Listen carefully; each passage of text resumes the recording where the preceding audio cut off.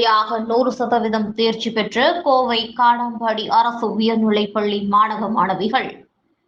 கோவை மாவட்டம் காடம்பாடி கிராமத்தில் உள்ள அரசு உயர்நிலைப் பள்ளியில் தொடர்ந்து 6வது முறையாக 100% தேர்ச்சி பெற்றுள்ளனர் என்பது குறிப்பிடத்தக்கது.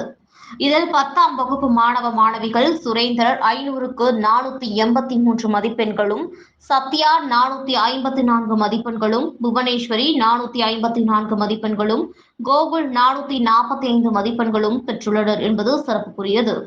சிறப்பான மதிப்பெண் எடுத்த மாணவ மாணவிகளுக்கு பாராட்டு விழா இன்று காடம்பாடி ஊராட்சியில் நடைபெற்றது. இவ்விழாவிற்கு காடம்பாடி ஊராட்சி தலைவர் இந்திராணி தங்கராஜ் தலைமை வகித்தார். சமூக ஆர்வலர் தங்கராஜ், ஊராட்சி செயலாளர் சண்முகம், பள்ளி தலைமை ஆசிரியர் முன்னிலை வைத்தார்கள்.